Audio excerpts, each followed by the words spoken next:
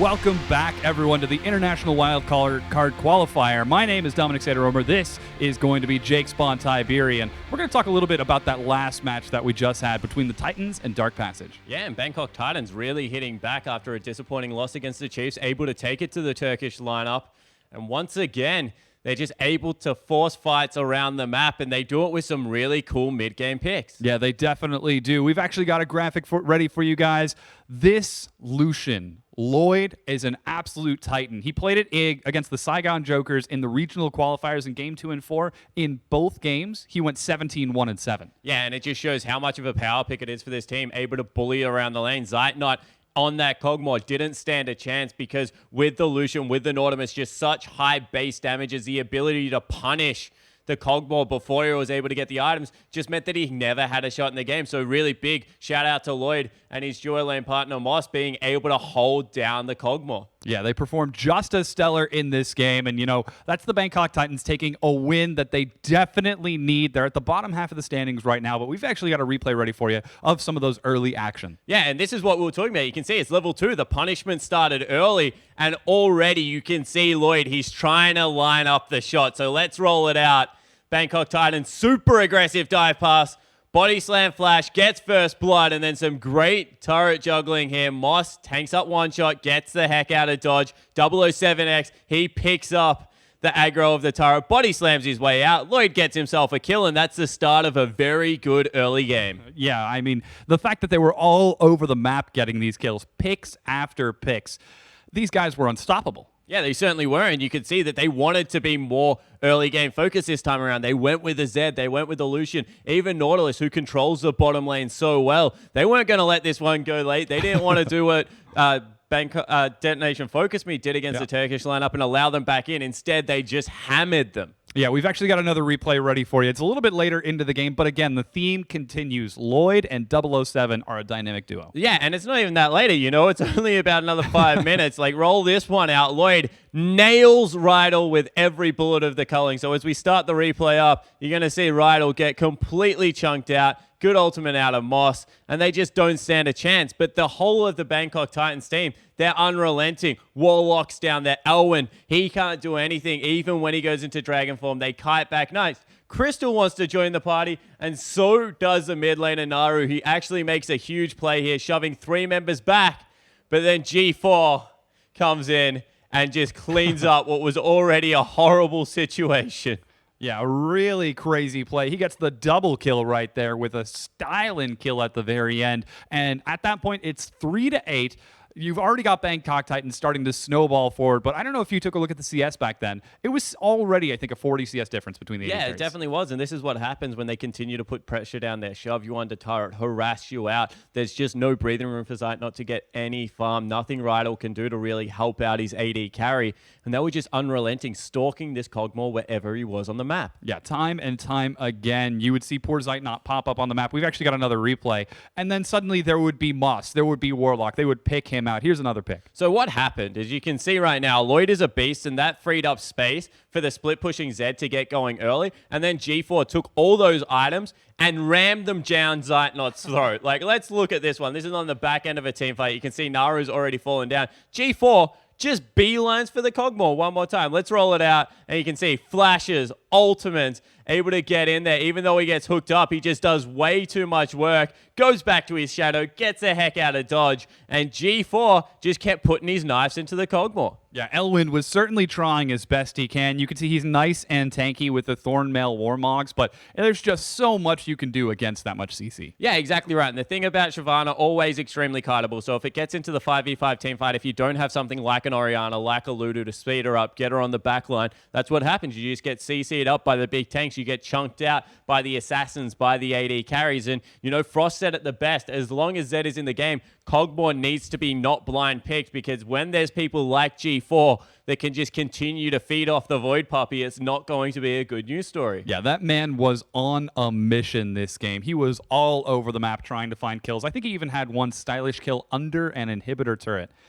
He's absolutely stellar play from the Titans.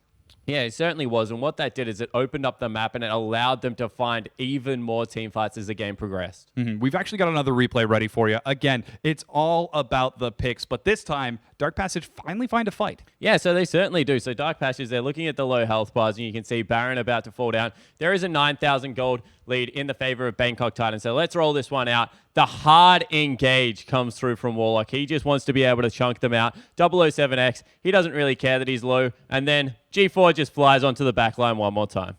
Yeah, so much damage from G4. Again, Warlock, 007X, and Moss buying time for that Lucian and Zed. The damage is just unbelievable. Yeah, and once again, he waits to get on the Kog'Maw before he uses that ultimate. He understands who the late game carry is, knows who he has to take off the map. So one more time, props to G4. He's shown that he is a great assassin player in that mid lane, and he just uses his cooldowns on the most priority target time and time again to win his team fights. Yeah, but now we're going to start talking about the next match we've got coming up. It's the Chiefs versus Detonation FocusMe, and right now, Chiefs lead the standings. Yeah, they certainly do. Chiefs having a great, I guess, first couple of days of this tournament, being able to lead out their standings, and there's a couple of teams hot on their heels. They actually dropped this match on day one. It was the only match they've dropped so far. Detonation FocusMe behind their top laner look very impressive right now. Yeah, Udapon is an absolute Titan. I mean, this guy is crazy. This is the matchup you can see Udapon and Swiper. Yeah, so Udapon, he's sitting up nice with 87 kill participation and 10 KDA. I think that was before today's matches that they unfortunately did drop in the late game against Dark Passage. But Swiper on the other end of the map, he's actually been playing a very utility focus for his team. A lot of Maokai, a lot of Shen. That's not what we're expecting seeing him play. We'll see whether he does get a carry in one of these games, something like his Fizz, to try and take over the rest of the map. But as the series continues, you expect to see Swiper continue to rise to the occasion. Yeah, and we do actually, I feel like we should bring up the match that Detonation FocusMe played earlier today. It was a long, drawn-out battle, and they had advantage after advantage, but in the end, they ended up dropping a 50-minute game. Yeah, and it was a really quirky pick that came out of them with the Gangplank mid as well as the Rumble top lane. And it worked throughout the mid game. You have to say that during the mid game when they were snowballing the lead, they were taking team fight after team fight. And Seros in the mid lane was an absolute monster. Picked himself up a pentakill even. The problem was they just couldn't close it out. They didn't want to use the ultimates after they got burnt when they tried to take the double inhibitors. They just kept backing away, All of a sudden, Rakinia fell way too far behind. All the CS that had been absorbed by Gangplank wasn't going to other members on the team. And they just got, I guess, outscaled the later the game went on. Which was a tricky situation. G4 played out of his mind. He tried as best he can with that Varus. And the fact that the Gangplank wasn't able to 100-0 people, it was pretty close. It was 95-0. Yeah, so what happened is Naro in the mid lane with the Varus just was able to continue to get arrows across people. His wave clear was phenomenal, and it just continued to, I guess, weigh on the mind of Detonation FocusMe. How are we going to clean it out? In the end, they went for a Baron call, and it didn't work. Yeah, ended up backfiring on them and cost them the game. But we're getting into that next match. Take it away, guys. Thank you very much, Dom. And look, I'm very excited to get into this match. We'll see whether it is going to be the Chiefs managing to continue on, get to that 4-1 mark, or whether it's going to be evened out. Detonation FocusMe can even up the scoreline here at 3-2 apiece if they pick up this victory. And then you've got following Dark Passage and Bangkok Titans there with 2-3. By the end of the day, we can still potentially have everyone on 3-3. Great. I'm so excited for tiebreaker games. Oh, yeah. Let's just redo the tournament. It's exciting. More League of Legends, ladies and gentlemen. I'm excited. I have no idea what's wrong with both of you, but the tournament so far has certainly been fun. And the Chiefs, you have to think they looked at their match yesterday and I think came into it a little cocky, you have to think, letting Kalista and just being run over, honestly, by Detonation FocusMe. It's not even just that. Yeah, you can point at Kalista and you could say that's a massive problem, but it wasn't just Kalista. It was Kalista, Thresh, and Maokai. Like, the #1 champion in response, typically, for Kalista is a Maokai pickup. So the fact that Detonation FocusMe managed to get all three of those champions, Kalista and Thresh, that's probably the best 2v2 that you've got in terms of how they synergize and work together. The lanterns, the tricks, the Fate's Call, everything like that. That's an absolute, sorry guys, that's an absolute blunder by the Chiefs in terms of their draft phase. Oh no, most certainly was. It just seemed like disrespect. They could have taken away the Maokai themselves. We saw the draft phase. I was like, why aren't they picking the Maokai? Of course, I'm not an analyst, so I sort of assumed that there was a higher power making up the idea as to why it was going to work a little bit better, but just didn't really work. No, I got out skirmish there. Hecarim as well for Swiper. Usually a very strong pick for him, but just couldn't get the items, to be honest. Never going to have the same impact that a Maokai is going to have early to mid game. And we saw Udapon's teleports. They've been on point all tournament. Maokai made the difference in that bottom lane. So the Chiefs, they'll swap sides. Blue side's almost been cursed today, weirdly enough. As you move to day 2, it's almost like the sides are swapped over. But you have to think, on the blue side, coming in after having a good day already today, they'll have a good game plan for this one. The thing, though, especially when you're facing it across the Japanese right now, is just that their champion pools have been a little bit bizarre, very expansive almost. I mean, you think about, we've seen Rise Top, we've seen Zillion, we've seen Gangplank. So even just trying to ban against them, yes, they are on purple side. So again, we should have more of the staple bans, although we've seen a couple of weird blue bans tossed out for the day. It's just, it's so hard to look across at that team and figure out, okay, who are we targeting now? Where are we looking? And I actually think that they should look towards the jungle. Asterore, I feel like he's actually the big kind of hinge in which they swing. Everyone's going to look at Udapon and say, like, no, this guy's the primary carry. That's fine, but Udapon has shown a massive, expansive champion pool. Asterore, his most played champion is Rek'Sai by a lot. And the jungle pool is significantly smaller than the top side pool. So I actually think that's the direction that they should be going. Yeah, and all of yesterday was playing Gragas. Yep. So if they ban that one away, pick that one away potentially on the side of the Chiefs, just ban the Rek'Sai and then force Asterore to make a different decision. Force him into something that might be a little bit more uncomfortable. And we know Spooks, huge champion pool. This guy can play a whole bunch of different things. There are a lot of things that are in the meta still for this guy as well. So the Echo could come out, of course, could go back to the Nunu if he feels like it. There are a lot of different options here for Spooks in the jungle, and we'll see what they do decide to target. And the thing about Spooks, particularly his jungle pool, is that if he's playing a champion like Elise versus I'm trying to think of another jungler, like Gragas. Rek'Sai? No, let's go Gragas. Okay. It completely changes the dynamic of how the Chiefs actually play. Like, his aggression versus how controlled and passive Spooks can be. So, not only is it massive for Asteroid, you know, limiting that champion pool, and it's one of the smallest targetable champion pools in the entire tournament itself. Again, Rek'Sai and Gragas still have 100% pick or ban rate for the day. It changes fundamentally how the Chiefs work. It really does. And I think they will have a lot of stuff in mind like that, but just play standard, honestly. You've seen in that long, drawn-out game that DetonatioN FocusMe played earlier today, they could get the lead, but they couldn't close out the game. The Chiefs, they're a team that's used to fighting in the late game. They're probably confident late 5v5, given how well they've been with a lot of their macro game today as well, that if they can take it to some sort of a standard game, they'll likely win. So just play safe, honestly, and maybe ban away some of the more oddball ones. Gangplank and Kalista. What? The first 2 bans on blue side for the Chiefs. You can't see my face right now, but it's literally on the desk. Yeah, I'm really perplexed as to why the Chiefs of all teams would ban the Kalista on the blue side, not wanting to go for that first pick, as Twisted Fate and Braum are going to be taken away by DetonatioN FocusMe. Our producer insists that they have a plan, still well and truly on that hype train, but so I'm not what sure. we've seen from Dark Passage when they decided to ban the Kalista from blue side is that they were looking at targeting and limiting another player's champion pool. In the last game, it was Moss's Thresh by taking away that in priority pick. So the idea is okay, we're going to priority pick a champion that's really well known on a player as opposed to giving up the priority pick for the Kalista. In this case, though, they may actually have a plan because they're now looking at the Fiora, although Fiora hasn't been a contested pick all international wildcard. But this makes a lot of sense. Picking away the Rise would be a good idea. Udapon has had that one banned against him over and over again. The Tom Kench, the Minky Whale special, if anyone watched the OPL Grand Final. But Shen is available, so of course it's going to get picked. 100% pick ban all tournament long. I think has continued that trend today as well. Noting Diana and Azir as well kind of cuts down some of the mid lane champions, but the Chiefs wanted to secure a priority pick. It is going to be the Shen. And we know that Shen does relatively well against the old Rise if you build a Banner of Command and a ZZ Rock Portal. Stop it. Stop it with the Mickey Whale references. Our stream can't handle that much whale. No, but it worked really well against Shen. Maybe not the He's ZZ Rock beached Portal. is. Yeah, Oh, no. I got it. All right, so DetonatioN Oh, FocusMe my now goodness. considering their next 2 picks. 25 seconds left to decide what they want. Do they take something like their Thresh away from each? And we saw the Annie being flashed as well. Definitely a pick that they can consider. Bangkok Yes. Titans special. That's what's going to happen. Thresh and Gragas. That's not All Gragas. rip. That isn't a Gragas. Dang it. I'm not very good at this. They I might think I need swap to be those an 2 as analyst well. I before hope can they make that one swap. work. 5 seconds left now for DetonatioN FocusMe. See if they lock this in. They lock in the Thresh. Are they going to take the Cogmore as well? It's pretty early for it, but Rakinia has looked quite good on it. Well, Swiffer can play Zed now.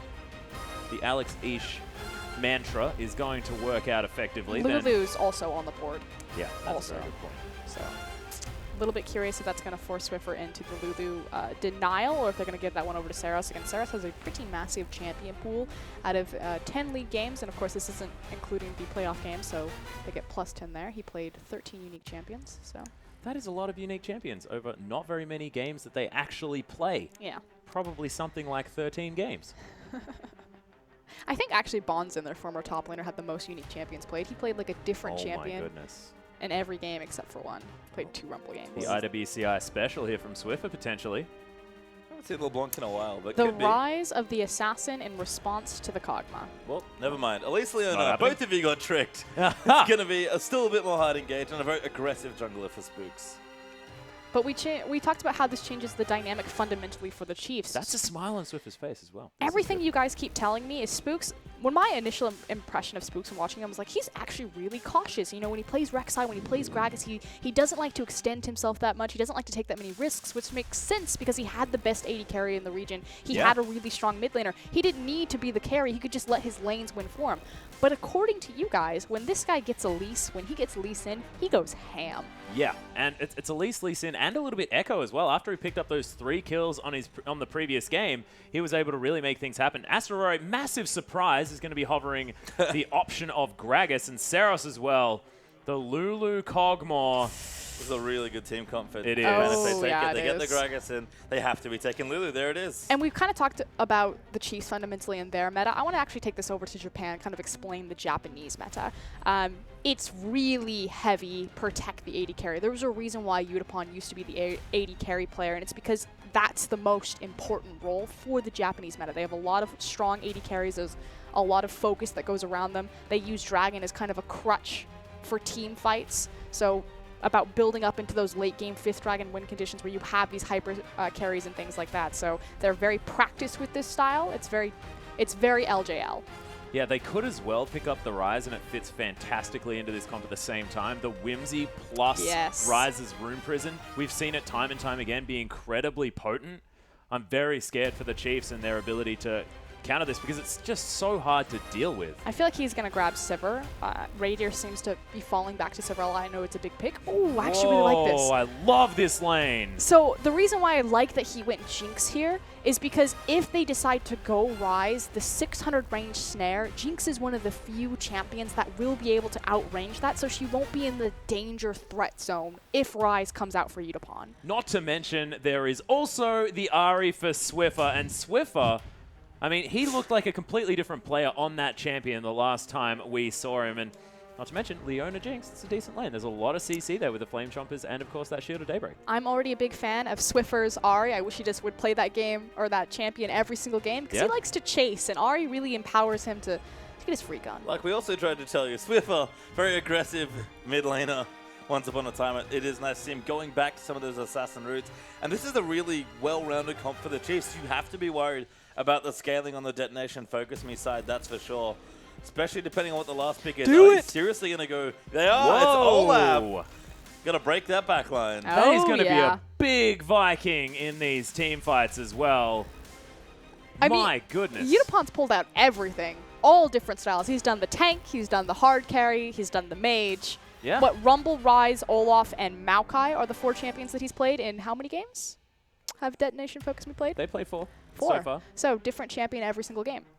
This certainly is. So taking a leaf out of Saros' book this time around, or at least back into their former top laner's hands. That guy hasn't played top lane competitively in over 2 years. He just started playing top lane for the team for their regional qualifiers to qualify Detonation FocusMe. This underdog story is so cool to me. You're losing your evens. I can't even. Look, see the 2 teams set up now across from each other. Really cool late game comp here for Detonation FocusMe. And the Olaf, almost a nice answer, honestly, just to the Jinx, which was, I guess, the answer. Like you mentioned, Frostgruin, they're trying to match some of that late game carry power. Yeah, and again, I really like the Jinx pickup here. I think this is a really strong suited composition for the Chiefs in particular. Again, Swiffer on Ahri, the mobility there really empowers him. We saw fantastic plays from him the last time the Chiefs took the Rift with that teleport Destiny Twisted Fate. He ganked 2 lanes at once. I didn't even know that was possible, and he managed to do it. So the fact that they're empowering Radier, the big AD carry of the OPL, on a hyper carry champion, and then giving them mobility to Swiffer, I think the Chiefs are absolutely in a comfort zone. On the other side, though, this is the LJL special. They love playing Protect the AD carry comp, and I'm so excited for Udapon to pull that all off. Yeah, exactly. But, ladies and gentlemen, we are going to have a pause to lead us into this one, of course, as we get everything ready to go. 4-4 on the pause front. Yes, but we are going to be back onto the Rift very, very soon. You two like weird stuff, by the way. Pauses and tiebreakers. I want to put that out there. I just love tiebreakers and pauses. Oh, man, technical so excited. difficulties. It's just sepia. It just feels more artistic, you know? What? So back to the team comp. Yeah, let's go back to the team comp and talk about the fact that Radiant managed to get a pentakill in their second game of the OPL split 2 as well on that champion. The Jinx is huge for this guy. Moved away from it just a little bit towards the end of the split, but man, it is always there and he's always strong. I just have to say this. There's no one in our ear that's giving us these stats. Max actually just memorized that. And just he doesn't even have any notes over here. He's just like the pentakill in February of 2009. Just don't look it up and just let me sound smart. It might have been in game 3. Not entirely sure. It was pretty early then. And Atlas is probably right. I don't know the stat off the top of my head, but he's at least right that they did play a lot of Jinx, and it's something that they don't do all the time, but they pull it out every now and then. Again, it's another kind of feather in their cap if you want to think about it that way. Radiant's Jinx has done a lot of work for him in the past 6 to 12 months, you have to think. Oh, yeah. Has played it in recent splits as well. Again, Jinx isn't that popular of a champion, but when she works, she usually works really well. Now, the thing that I'm curious about is the 2v2 or the lane swap. So we haven't seen a ton of lane swaps. I think the Chiefs have actually been the team yeah, most they've been instigating them most of the games, yeah. Leona into a lane swap is awful, just god awful. She can't really control. I mean, she can Zenith Blade through creeps, and then you can proc the sunlight, but she's not great at pushing towers. She's great at unlocking for roam potential, but typically when you have a Leona, you want that big 2v2. Now, specifically across from her in the Thresh, should Kog'Maw and Thresh face across from them, Thresh has so many tools to counteract Leona. If he times his flay correctly, it can interrupt the Zenith Blade. Yeah, see, this was a very contentious matchup a long time ago when these two champions no, were there's really popular. one ranged champion and one melee champion. See, this is the thing. I think this is as close as a support skill matchup gets. No. No? There's one ranged champion and one melee champion. It's all about the Zenith Blade flay thing, isn't it? Okay, the idea is, I will give you this. It's a skill-based matchup if the Zenith Blade connects and you're standing next to your AD carry. So a big thing is also like kind of the Morgana versus Leona matchup. And Crapo was a big guy that's saying, okay, if Morgana black shields herself, but if she's ever standing next to her AD carry, so if Leona locks on to the support, but the AD carry is standing right there, she's just going to turn and she's going to punch your AD carry in the face. But the thing is you're a ranged champion on Thresh versus a melee champion against Leona. So if she ever misses that cooldown of the Zenith Blade or you interrupt it with the flay, you automatically win the trade because you're able to hit her when she can't hit you. All right, so let's phrase this question in a different way. Why pick Leona over Alistar? Because that's obviously the other big pick to look at. I would have picked Alistar. See, I wouldn't, because I think the Chiefs want more engage options. That's the one thing Leona has. Long range engage. That's just yes. more of it. Yeah, and there's also the fact that the Chiefs have a fantastic pick comp here as well, and I think that what Ejim was wanting was more abilities to get on top of the mid laner if he can, because that's where he's been. He's been in the mid lane. He's been trying to kill people at level 2, and the level 2 of Leona is fantastic if he can grab the experience one more time. I like that Froskurin already mentioned roam potential, because we've seen Ejim so many level times. 2 Ejim mid lane roam. He did it, I think, at the middle of this year in like the end of an OPL split in a semi-final, and we were like, why are you doing that now? That's a sweet tactic. And now they apparently just do it every game. It's like, Radio, get out of my lane. You're not getting the experience, and then Ejim takes it and goes game. It's this cute little thing that they do with the Krugs, and they feed all of the Krug experience over to Ejim, and then he just murder. I love when people just get punched in the face. Yeah, or shielded in the face. Punch first, ask questions He while did punching. it once with the Grump, where the jungler helped him, and then he headbutted through the Grump, got level 2, and then went to gank mid lane. It was amazing. Oh, Rakinia. It was amazing. It was. No, I just... Thank you, yes. I love you. I'm a bit lukewarm, but we'll get there. Well, Rakinia not going to suffer the same fate. They Dark split their Passage, experience bottom already. lane. But I know it's a 2v2, because that's what we're getting at least. Standard lane for the first time in a short while in a Chiefs game. Interesting stuff. Astrore going to be taking his blue buff alone as Udapon is going to get back to base, grab himself some extra pots and head towards that top lane. Should be noted that Spoofs and Swiper, excuse me, I always wanted to say Swiper, started on the top side of the map, so their gank path options are going to be for the bottom side and mid lane once they clear the rotation. And the fact that it is a Leona, that's a lot of kill pressure. Level 2 already is Seros and Swiffer going at it early on. A nice early charm lands. Good Q, but he's just short. Seros dodging a big chunk of damage there. Yeah, that would have pretty much been the trade advantage for Swiffer there. The trick with Ahri is you wait until the enemy mid laner goes to last hit because they're effectively CC'd through the duration of their auto attack animation, and it's super important to hit a max range Q on Ahri because you get the immediate double proc of the damage coming back through. Certainly is. Swiper hanging out in the top lane. This is a matchup we haven't seen in quite a while. What year is it? I don't know.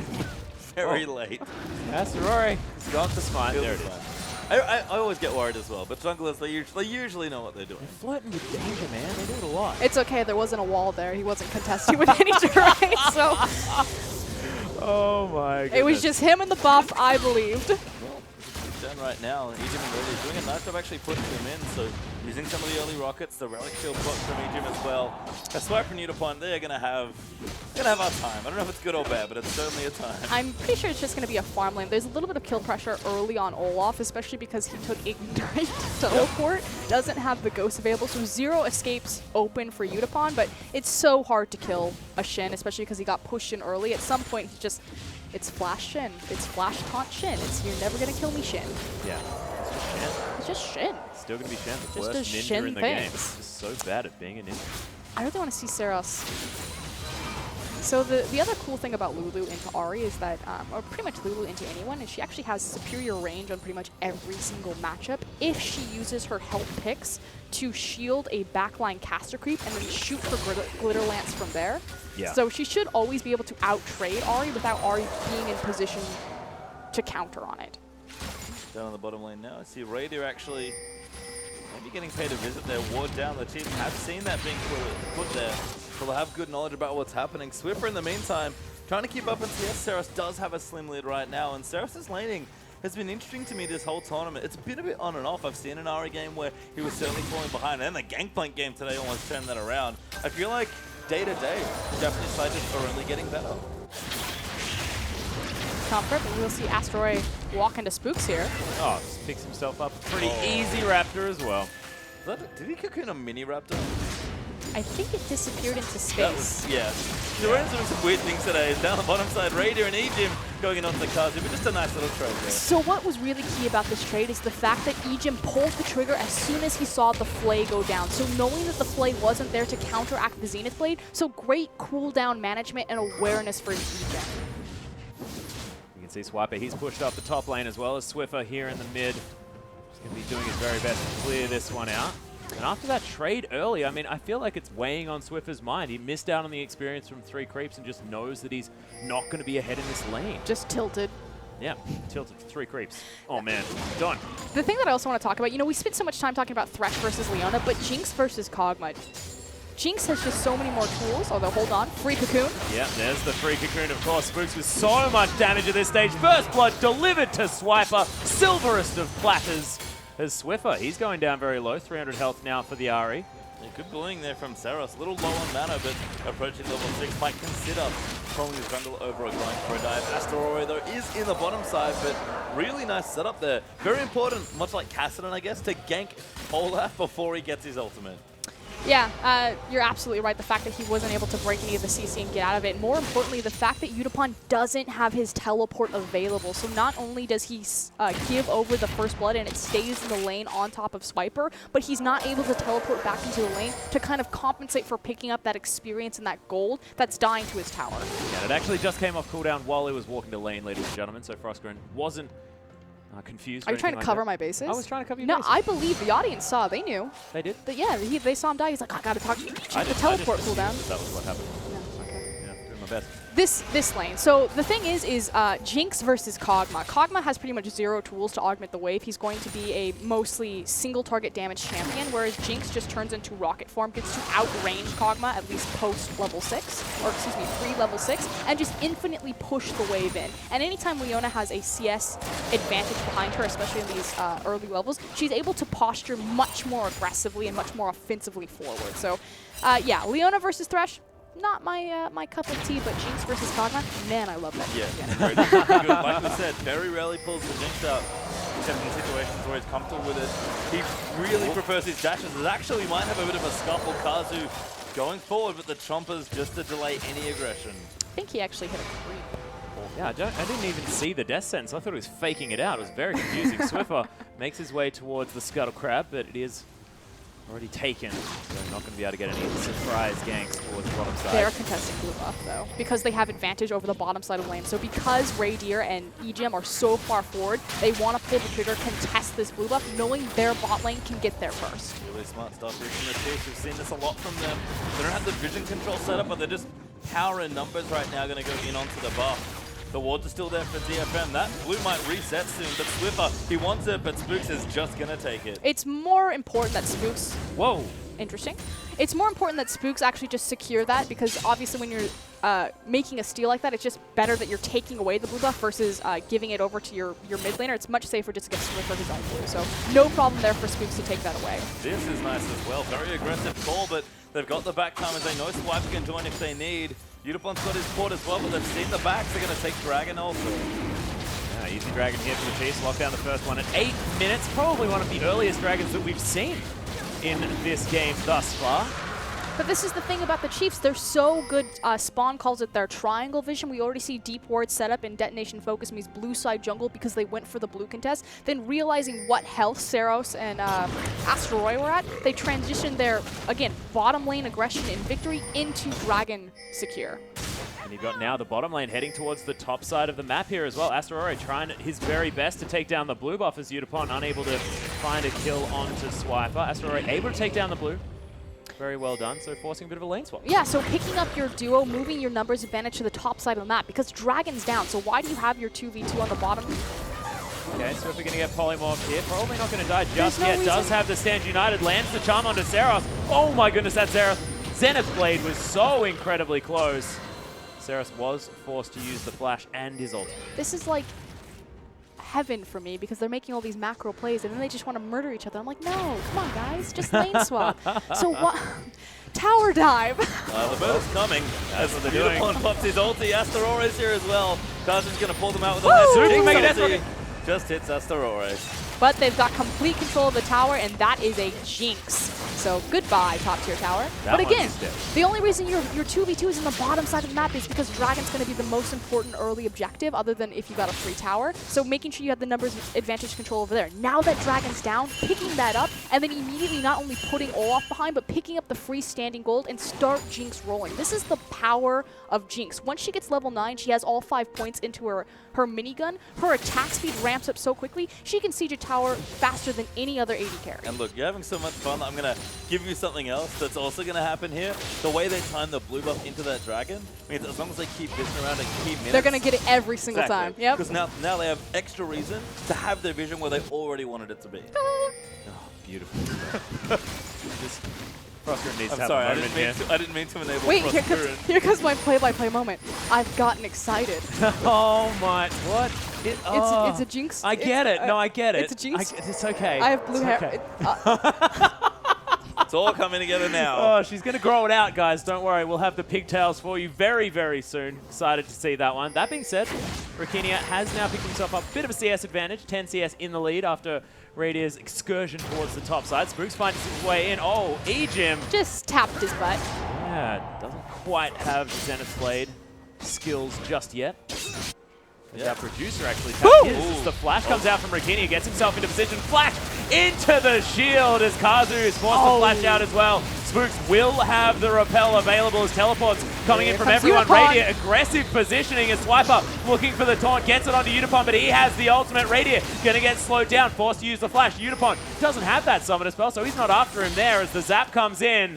And Seros not going to find his way through. Swiffer still in the mid lane, but Detonation FocusMe now with some opportunities on the bottom side. Yeah, now that it's all said and done, Detonation FocusMe do come out on top. A nicely timed teleport from Udipon and Asteroid with the cast to pick up that kill in the back half. Radiant. But these cooldowns were all expended. He's fine. He's totally cool. You're good. Yeah, Okay, he's good. He's fine. All of these cooldowns were expended for nothing. They didn't get the tower, they didn't translate it into a dragon. So yes, they pick up the kill gold, but it doesn't snowball into any sort of objective advantage or any sort of macro map advantage.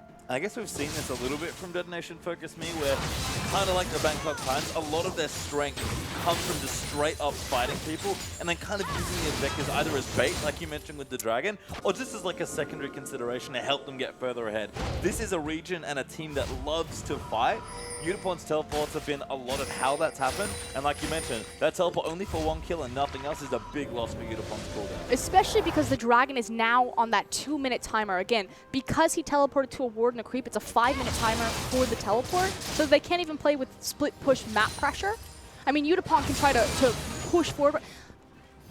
Reset. All I'm trying to say right now is the macro play available to Detonation FocusMe is to trade top tier tower for the Dragon. They can try to contest it 5v5, but they've lost complete control over the mid lane if this tower goes down. Nice tune there from Spook. Going to deter Seraph from coming through and clearing out this wave, at least early on. Chiefs setting up their triangle vision over this blue buff. Yeah, once again, going to be contested. Nice ward there from Detonation FocusMe, shows whether they're behind the pit. Pink ward here as well. Rakinia and Kazu now in position for this one. Living Artillery spots out Spooks. Yeah, back around for that blue buff like we mentioned, but Swiffer move his way down. Actually a crit clock there for Radiant. Must be an efficiency buy there, because you usually see the pickaxe. He wants to be strong right now. They know they have a Dragon to fight around. Yeah, but you could have just bought a Avarice Blade. 730 versus 800, and you'd get the crit as well as the bank build. Maybe he didn't have enough. Well, maybe. Well, that ward is well and truly there, Chiefs. So, Still aware of what's going on. He's got upgraded boots as well as the BT, so this is the I'm going to siege towers build that we see very popularized in the LPL. I see you, Chinese analyst for the Chiefs.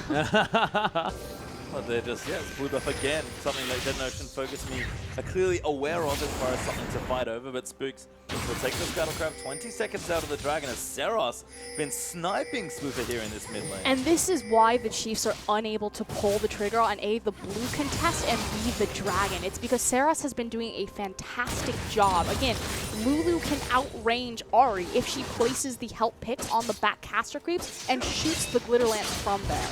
This is what I find really interesting about this game, though, is we're going back to how the Chiefs played during the regular split. Split 2 of the OPL is Swiffer didn't necessarily get ahead every game. He was getting a whole lot of attention from the others, from the opposition team. But it's been on Radier. It's been on the fact that he's on a carry that he can carry with in the late game and make things happen. And we'll see whether that's going to happen this time around as well, whether it's going to be a little bit of a look back, because Swiffer, honestly, this tournament has been playing fantastically and has largely been carrying for his team, and it might be Radier's turn to step up. I mean, Radier's had a fine tournament as well, but I don't know. Swiffer's had some big moments. Some Victor games are popping into my head. Oh, there's a certain one that we probably won't mention.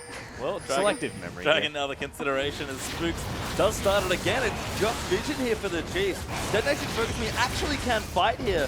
I mean, Udapon's teleport might be the big problem, but Chiefs are just going to walk away with Dragon number 2. Well, the game changer here is the fact that Swiffer has simply pressed B on his keyboard, back to reset his health, got into lane, and Chief's like, okay, our mid laners, back up to full health. We actually had a 4v4, 4v5 advantage because Udapon doesn't have a teleport. We can actually fight this. The thing Take is, a free Dragon. yeah, since Swiffer was at like 25 HP in the mid lane, he would have to either die or give up and sacrifice the 4v5 disadvantage to become a 4v4. So, good job, Swiffer. Find that B key. Yeah, not too bad. 10 CS behind now as well. Does have himself some Sorcerer's Shoes as well as that Morel number 1. E-Gym has been ignited here on the bottom side of the map. Radier as well. Bit of a difficult trade. I think you guys checked the Trinity Force Pokemon, because Rakinia is actually quite strong now in this lane. Radier does have some gold stacked up. It's likely he has enough for Infinity Edge at this point, so I believe, yep, he's going to go back and get it. Well, not quite yet. That's actually massive that they managed to sneak Dragon number 2 on the timing window for Rakinia's Trinity Force, because that's when the Cardball wants to really set up and fight, Nice especially jump. because Jinx hasn't completed her Infinity Edge yet. So the fact that they took away that immediate timing window and now it's a whole another 6 minutes before the next Dragon will be, that arena for the Detonation FocusMe team to funnel into, Radier will then have his battle stats like that Infinity Edge available. Part of the reason I like... thought Adrian was going to pull the trigger. The reason I like the Shen first pick here for the Chiefs, Because again, if they're the big macro team in this tournament, if that's the identity that they want to take, and they think that they can beat Detonation FocusMe by running them around the map, it's not quite Swift's fate, but they've got a pretty good tool in Shen to do that with. No, I completely agree, and I think that's why Shin has also been a massive priority contest pick for pretty much every team, is that he helps make those macro plays so much easier with his global presence. Not to mention the fact that Udapon doesn't have any way to break Stand United or teleport. So if Swiper wants to leave the lane, you better bet he's going. He might just die, given that Udapon does. I think he's just going to run at him. I think that's the only option. Yeah, I can't break it, but I can guess kill killing you. is a pretty good form of CC, so he's probably going to have that option if he wants to. But it's pretty hard to kill a Shen generally. Having said, Detonation FocusMe able to take this one down. There's the Solar Flare. Zenith Blade lands. Super Mega Death Rocket secures the kill as Udapon finds his way in. There's the repel. Spook's able to get out as Udapon wants to find it. Spook's still alive somehow as Swiper's here. In comes Swiffer, wants to find Asteroid. There's the Wild Growth as Seros makes his way around. Asteroid very, very low. Swiffer locks down the kill. Seros is in so much trouble. Radier picks up another one. And this is the skirmish that the Chiefs have been looking for. And we are raising our koalas right now. The target selection from Detonation FocusMe was so questionable that game. The teleport coming in from Udapon, he couldn't figure out if he wanted to rush onto Radier, so credit to Radier for exiting the danger zone there, but Udapon should have just gone straight for the Chiefs. Great collapse there from the Chiefs. A well-played fight in a 5v5, playing around the Udapon teleport, and now they find themselves actually up quite a bit of gold here. Finding it about 3,000 gold, actually approaching 4 right now as it ticks over. Frostgoon, let's see this again. Okay, so the hook is so close to connecting. Great follow-up CC from Ejim that just deletes Kazu off the map. It sets up a Get Excited, and this is the target selection that I'm talking about. Udapon rushes back to his team. Radier was kind of just on the cusp of the danger threat zone, but I feel like Olaf should have just gone straight for this Jinx. From here, Swiffer shows up and just starts putting out massive AoE damage, but the big thing is that Detonation FocusMe are separated. You have one team on one side of the island, the other team on the other. Yeah, couldn't get the Lulu ulti onto Udapon to get to the back line. Couldn't, you know, put Kog'Maw in a safe place. Had to run away back down the lane. Just well played there by Chiefs, and like you said, maybe a bit questionable there from Detonation FocusMe. They're now going to put all the resources and go straight for the last outer turret. But again, their teleport cooldown was used for no sort of macro advantage. Oh, another Solar Flare after the Death Sentence Cocoon lands as well as the turret falls down. Detonation FocusMe still looking for more. Swiffer can possibly bait something, you're exactly right, but just We're take the talking turret about and leave. leaving, actually. I don't think he wants to be in the area. Goes back in onto Kazu, though. Wild Growth pops Swiffer. He's going to try and make a play. Cocoon is back there. in Swiffer again! dives back in. Dives out with the ult. And yep, played me for a fool. He did use it aggressively. It's his skill going. Swiffer's going to get chased down by Udapon. Actually, might be a bit too much damage, but Swiper going to dive in. Ejim finds Rakini, Rastarore. He's going to get chunked down as Swiper. He's going to get the kill. He gets a double, actually, as Cog dies as well. And Seros, the only one left alive. Spook's going to look for the Cocoon. Little low on mana. Damage is good. Ejim dives in. Choppers are there. And Radier gets the ace. And again, the Chiefs in a fantastic setup of a team fight. They split Detonation FocusMe up around the terrain. Back-to-back skirmishes, and they come out on top. Just ridiculous stuff here. 3-0-5 for both Swiper and Radier. And now 2-1 and 3 for this Ari, now facing off against a 0-2-1. Nowhere near the same situation that it was in the laning phase for the mid laner of the Chiefs. Okay, this is what I want to point out. Watch where Detonation FocusMe all of their members are. So right here, this is fine because everyone's kind of behind each other, but it splits up here. Udapon's on one side, everyone else is on the other side of the wall, but the Chiefs are grouped together. They're able to protect Radier and funnel him forward into this choke point. So now from here, the fact that it's a numbers disadvantage, goal disadvantage, Detonation FocusMe just have no answers left.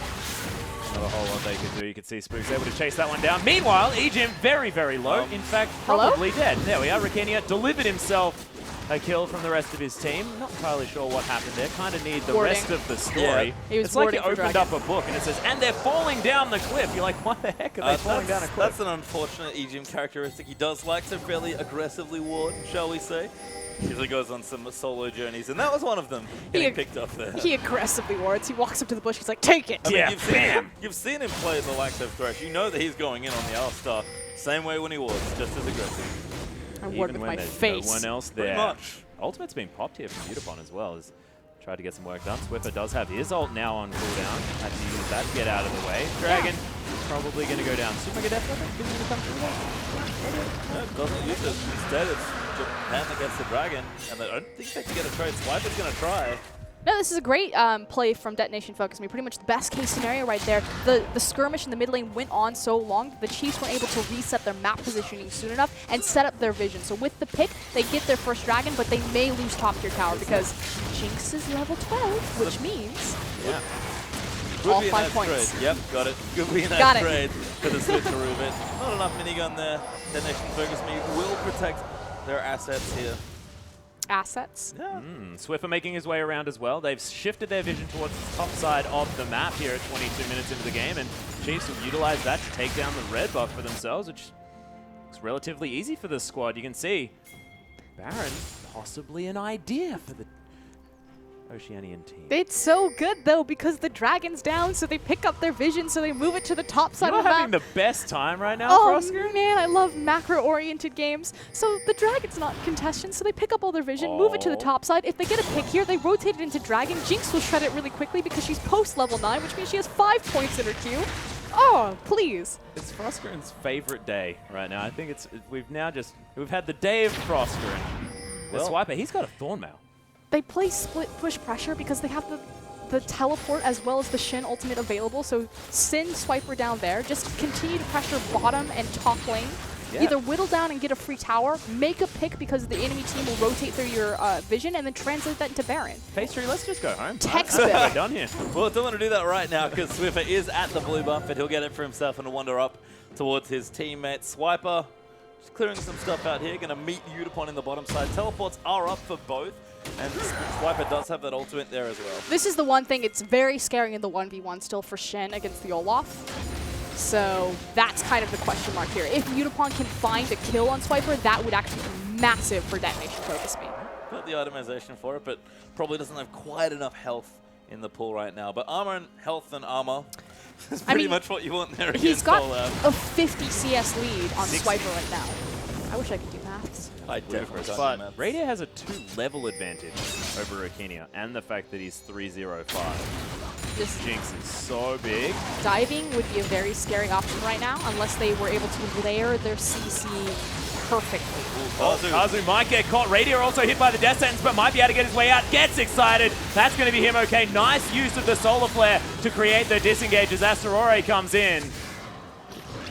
And the reason why I say that is because you were diving Lulu and Gragas. Gragas really good at resetting a fight if he doesn't like it. Lulu naturally has the wild growth available, but like we said, if they layered their CC perfectly, so following the chain between Elise and Leona and Swiper, hello? This is going to be a battle of some sort. Actually, topside, Rakinia in trouble. Actually, ultis himself out away. He's going to keep them safe. Spooks has to get out there along with Swiper, and Swiffer's trying to kite them around. Great orb there, but it's not quite enough, and here comes Udapon. Gonna charge in, he powers up the ulti. Orb of Deception out, Rakinia has to dodge the Luden's damage, and the Chiefs will bait out the cooldowns and run away. I think there was like 2,000 collective health on everyone during that particular skirmish. Yep. Best case scenario, though, however, for Detonation FocusMe, because we've now closed down into that Dragon Timer, which means that we're no longer playing around a danger, like a Baron threat zone. So everyone's going to have to move their vision, pick it up, move it back towards the bottom side of the map. So, I mean, they managed to save their tower. I think they lost a single member, took out the the Stand United cooldown. Never mind, it's not that big of a win. But, you know, they're hanging on. I mean, not losing that top tier 2 tower Is is massive. actually really massive as well. Like, you saw the idea, they got some spells out, they went for like a poke in with Jinx. Terrace used his ulti, Rakinia got low, and I assume they tried to find a pick on the top side, couldn't complete it. Went for a dive, Udapon came in, and then we're kind of back to even as far as map footing goes here. Chiefs are up 7,000 gold, Dragon's up in about 1:45, and again, that blue buff's going to be contested, although it seems like Seros is already there to take it. Yeah, Detonation FocusMe actually doing a great job playing from behind right now, shoring up and securing a lot of their weaknesses. Spiderwing! They're still happy to fight. Swiper does not have his ultimate, does have TP, but the Chiefs are going to have to be a bit careful. Detonation FocusMe, they will go in if they see an opportunity. 8,000 gold now the lead, though, for the Chiefs with the... Radiant?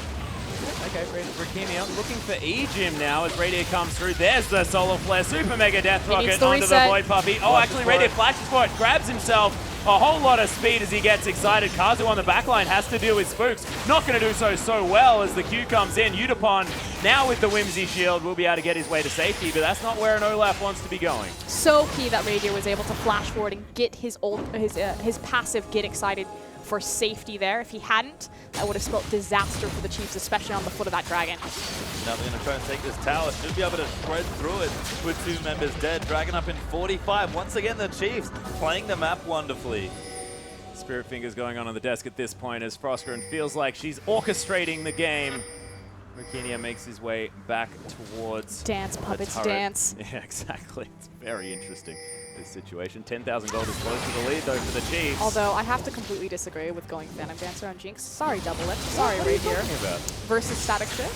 I swear we've had this conversation. Yeah, so the reason why I'm a big proponent of Static Shift is they make a pick. Is Kazu's going to die? Radier's going to be able to take down that kill using the Phantom Dancer. Sick critical strike. No, okay, get excited. Get excited, Jinx passive, working with Static Shift. The fact that it's pretty much going to give you an instantaneous Static Shift proc, but never mind. Uniform's going straight in for Radier, who's trying to cut him off. Swipe off right the side as Ejim gets turned into something as he gets polymorphed up. He'll still be alive. He's fairly tanky. They take out the threat. Rakini is dead as well. Oh, Sarah's my got picked off by a goodness. charm. The ulti sails by, and the Chiefs win a 4-0 team fight.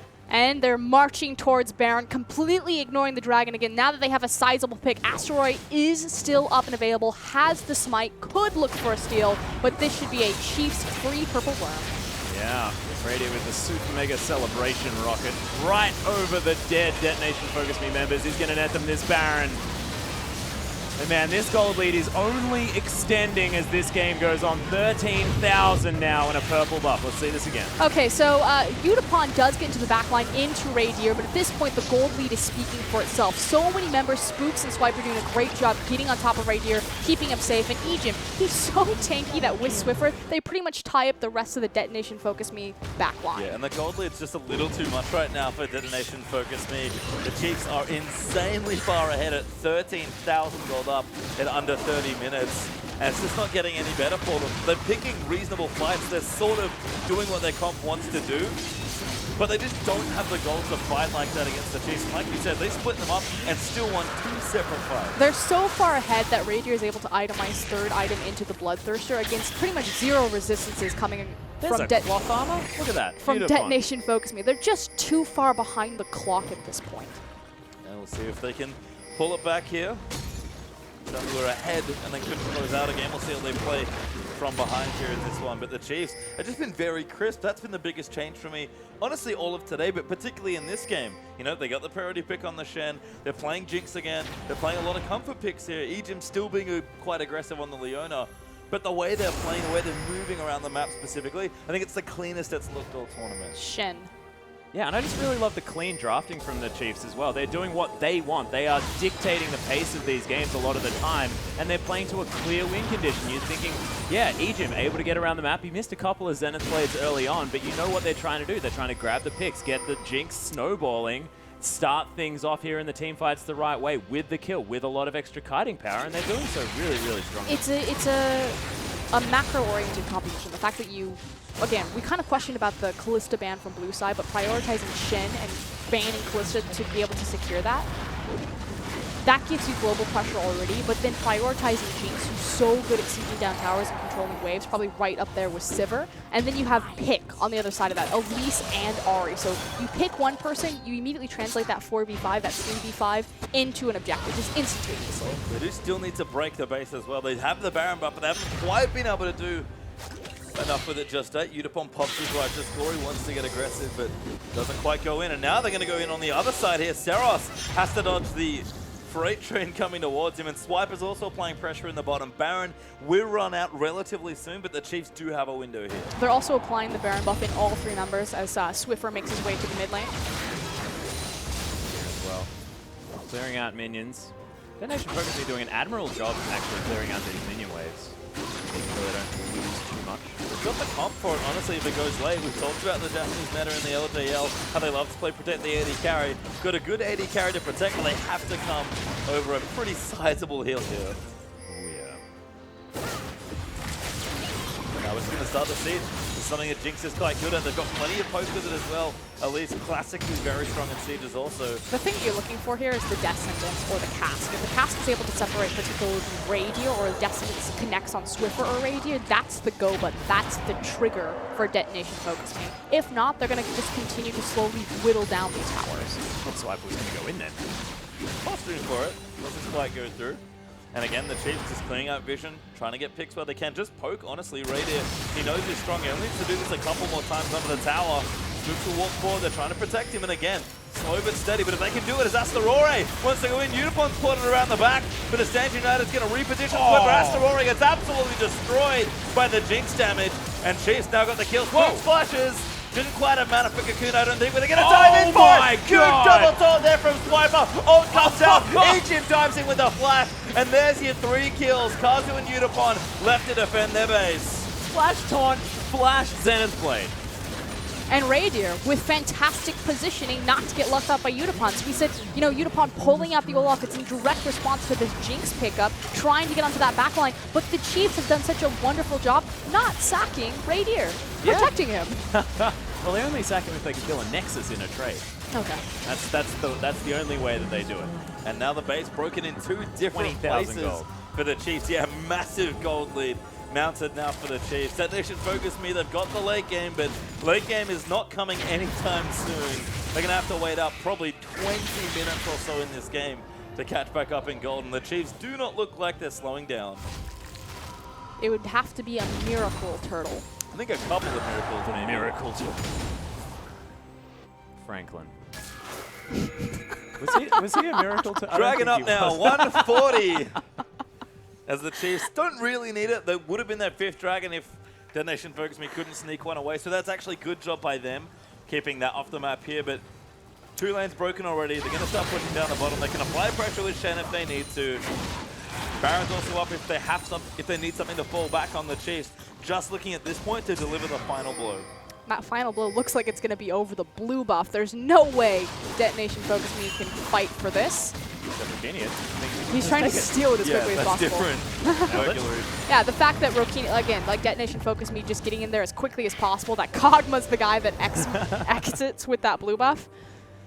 Well, they do at least keep it away from the Chiefs, but Swiper's going to start applying some pressure with the split push minions. No banner of command, unfortunately. But we'll still do a good job pushing it. Does he have a Caesar up portal? I was going to say, banner of command. I wanted the portal. Yeah, well, Unipon looking for it here as the Descendant comes in. Radier able to get out of the way. Zap comes in as well, and it looks like they're successfully able to disengage, and that's the ult on cooldown. Meanwhile, Swiper in the top lane continuing to apply pressure with a super minion wave behind him. The Chiefs are just being patient. They know in this position, 4 versus 4 and 1 versus 1, they'll eventually do damage to structures. Well, Unipon's already used his ulti, they just have to wait. Just having a dance in the base right now, performing some medical procedures on that Surgeon Shen as Boots throws out the cocoon. Eden does not care right now. Doesn't matter, Jinx is on the tower. Yeah, face tanks some stuff. The tower does fall. This is going to be super creeps in all of the lanes. The 3rd inhibitor falls. Not much left for DFM to defend. We talked about this yesterday. Did the Chiefs overlook Detonation FocusMe? As I think a lot of teams were suspected doing it. They crash onto the Nexus. Yeah, there's the taunt in as Asterore gets taken down. Wild Growth's on top of him. He's trying to survive as Repel comes in. Radiant just wants to take down these Nexus turrets as Unipon. He's going to get taunted. Doesn't quite have the ultimate back up. He's dead. Radiant in the backline's going to fall down. But I believe the Nexus is going to follow as the Chiefs are able to close out this match. The Chiefs clean up their draft plays, and they play probably the cleanest, most clinical game that we've seen to date yet.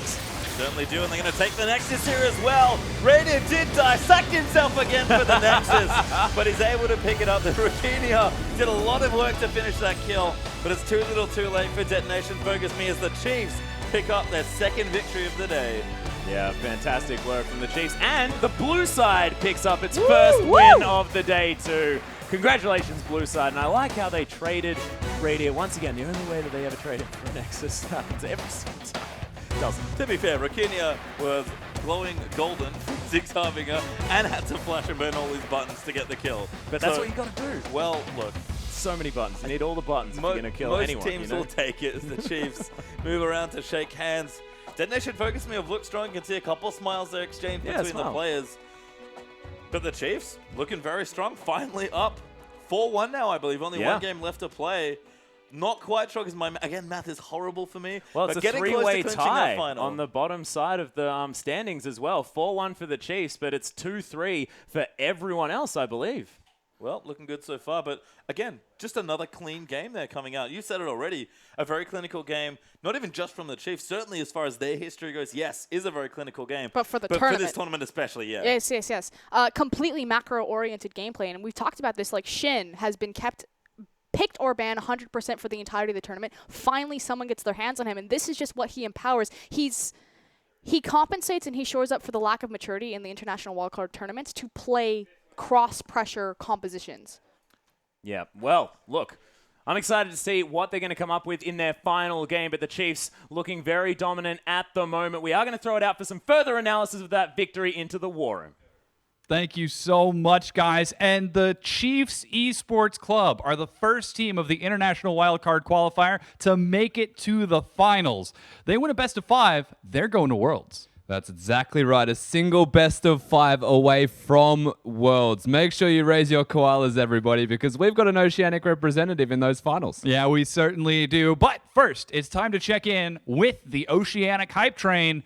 It's still on the rails. Thankfully, still on the rails, of course. We just saw the Chiefs dismantle their opponents in that last game. Froskerin said it on the desk. One of the most convincing games and one of the most clean-cut and amazingly performed and processed games from the Chiefs that we've seen to date. Yeah, phenomenal play from the Chiefs. We're actually going to take a quick look at the standings. As you can see, Oceania's the Chiefs Esports Club in first place at 4-1. Yeah, following them, tied for everything else ever, is the rest of them at 2-3. Now, the most important thing to note from this is that the Chiefs Esports Club takes on Dark Passage in the next game. And if Dark Passage lose that game, if Chiefs Esports Club win, they're eliminated from finals contention. So that will be an interesting setup to see if that works out in the Chiefs' favor. Of course, Bangkok Titans and Detonation FocusMe will be playing again later today, and that will decide that last spot, as we only have 2 games left of the IWCQ. Yeah, definitely. It's all coming down to the wire. We've had the red side winning today, but the Chiefs bring that one back. The blue side, finally, we don't have a stat to go by anymore. It's actually back to just whatever it wants to be. The team that was deserving won the game in the end. Yeah, but we actually have a few replays for you, so we'll walk us through how this game happened. How did the Chiefs get that win? Yeah, so a few of the big things to note here is actually the Leona pick at all. So Jinx has got the traps down. Keep that in mind. They've made their way here. The teleport from Udapon is ready and available. So we'll roll this one out. Notice that he wastes the death sentence, doesn't connect, immediately turned around, destroys him. Jinx gets excited, and Udapon doesn't really know who to hit. He ends up going for Spooks when Raider's just freely hitting in the background. The heal, of course, saves Spook's life. The charm onto Astaroria may not be intentional, but it was absolutely perfect at the time, was what they were looking for. And again, while Swiffer has made his way into the fight, Raider is just sitting there and freely hitting onto the targets that he would like. And this is something that you will see for the rest of this. Yeah, that Jinx did so much damage. Radier and Swiffer coming up big as the carries for the Chiefs. It's not just that they're winning, but they're performing so consistently. Yeah, exactly. This looks like a really refined game from them up against the one team that managed to beat them as well yesterday. They've turned it back around. They've realized the issues that they had, mostly with drafting, and they've just destroyed. Yeah, we've actually got another replay ready for you. We're going to bring it up right quick. As you can still tell, it's still a pretty low-kill game, but that doesn't stop the Chiefs from pushing forward. Yeah, so the Chiefs have started to find a small advantage. The Infinity Edge, Zeal, Berserker Greaves are done for this Jinx compared to just the Trinity Force. Of course, hitting a big spike, but not as big as Raider. We'll roll this one out. Kazu looking for that pick, but Swiffer's found one first. Gets Kazu down really low, actually blows the Lulu ultimate, and this is where they re-engage. Jinx gets excited one more time. Rakinia starts to become a point of focus here, gets zoned away. Udapon, he goes on to Swiffer, who's used everything already. There is no reason to go on that guy. They find another free kill onto Udapon, and they just keep going. The ball keeps rolling. Siros looks like he's going to be the next one to fall down, and it's the Chiefs. They get one kill. They suddenly turn that into many kills. The Leona locking people down. Spooks locking people down again. Yeah. This pick comp was really strong from the Chiefs. Yeah, they talked about it during the cast. That pick comp was exceptional. The Ari, the Elise, and then you've got more than enough time for some Flame Chompers. Exactly, and it was all about getting someone low from Ari, if not killing them, and then getting the Jinx excited. Once that happens, there is only looking forward for the Chiefs in the rest of that fight. That's what they managed to get happen, and there's a few factors as to why, of course, that actually did happen.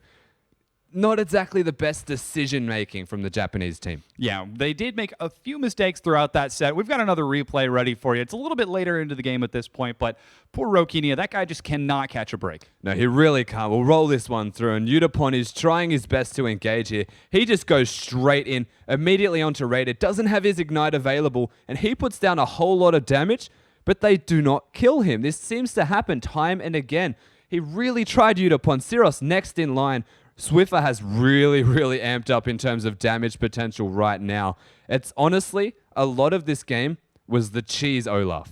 Yeah, it was such a tricky pick. This is the Olaf you could see right there. And we were in the practice room just watching and saying, boy, don't you wish he had different summoner spells? Yeah, so Spawn was saying this in the room. He was really enthusiastic about this fact. Is there's two ways you can play the Olaf. And the way that Yutapon has chosen to play it, he went Ignite as his summoner spell, which is offensive and says, I'm going to win this lane. I'm going to beat Swiper. Didn't do that. And then he also maxed the E instead of the Q. So by doing so, you have a lot of lane-based trading, but your ganks, your teleport ganks, are not as impactful. You cannot just consistently throw axes at everyone and get them down to 0 health. So what we were seeing in that replay we just saw was Yutapon trying to teleport and trying to take down Raider. Took him a very long time to actually get to Raider, and when he was there, the Ignite wasn't even available. Yeah. The damage that he was putting out was high, but it wasn't consistent and slowing them enough to get the rest of the team there. Yeah, and it was just such a tricky setup for Yutapon to pull it off. I mean, he's had an excellent performance so far, but again, slipping up on the Olaf, sort of tricky scenario for Detonation FocusMe, but the Chiefs playing so well. Yeah, definitely are. And this is one of the later replays, of course. We'll just roll this one straight through. The Chiefs, they are so far ahead at this point, 19-3. That doesn't really look like there is anything that Detonation FocusMe can do about this. Raider, I mean, consistently getting excited, but it's not just a Raider effort. It's not a one-man team. They've got Swiffer to make all of these picks, and the tanks, Swiper, Ejim, Spooks. One cocoon is all it takes. They can engage, they can follow that one up, and that's exactly what they did in this game. They find themselves so very far ahead in a game that, honestly, you look at this, and the Chiefs look really strong, but Detonation FocusMe, they just felt like they almost came into this expecting to lose, is the best way to put that, right? And they decided to pick and to play like it was already a losing game. Like they said, the macro strategy we have cannot keep up with that of the Chiefs. So they pick the Olaf, they try and win lanes, and then translate that winning lane into the game. But, of course, they didn't win lanes, and there goes the game. Yeah, didn't quite follow up with that either. And you've got to wonder for Detonation FocusMe. You know, they're playing a little bit later today in our last game of the day, but after dropping the first 50-minute game, and now dropping this game against the Chiefs, they're probably a little demoralized. You must feel like they're definitely scattered after those two games. They've got